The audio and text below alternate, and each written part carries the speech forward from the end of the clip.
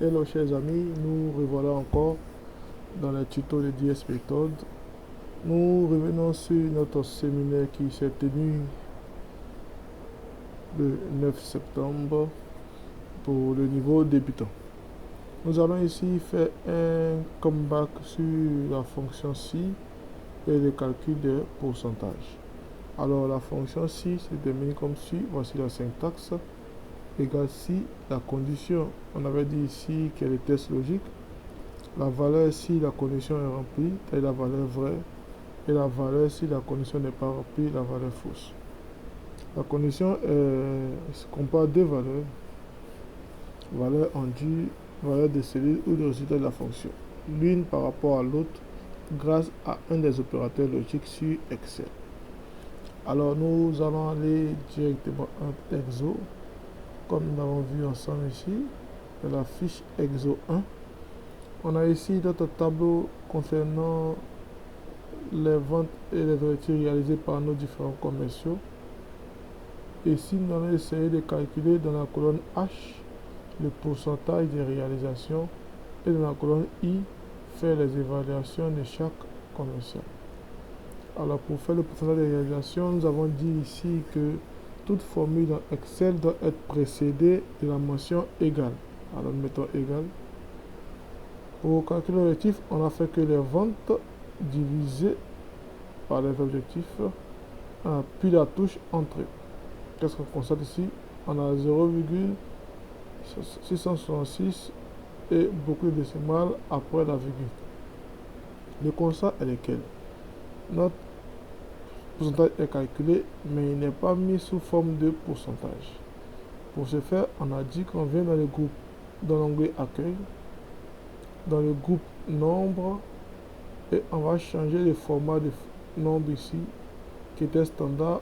On va changer ça sur la flèche déroulante ici, et nous venons sur pourcentage, pourcentage, pourcentage. Non, voyez, c'est pas là-bas. Ok. On voit ici. Le signe du pourcentage s'affiche ici et nous cliquons dessus directement.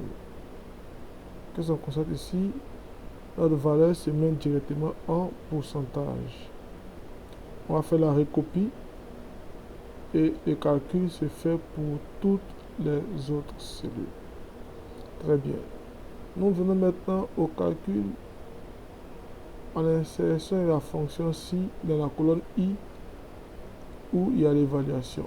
On avait dit ensemble que si le pourcentage de réalisation est supérieur à 80%, notre commercial est rentable. Dans le cas contraire, il n'est pas rentable. Pour ce faire, on va faire égal si, double-clic sur la forme, le test. Le test logique ici, c'est que le pourcentage réalisé ici dans la colonne HI doit être supérieur à 80%. N'oubliez pas de mettre le pourcentage. Point virgule. Dans ce cas-là, la valeur vraie, c'est quoi? C'est que notre commercial est rentable. Donc, il faut ici mettre rentable entre les cotes parce que c'est du texte. Point virgule. Dans le cas contraire, il n'est pas rentable, donc on met le code non rentable ou pas rentable.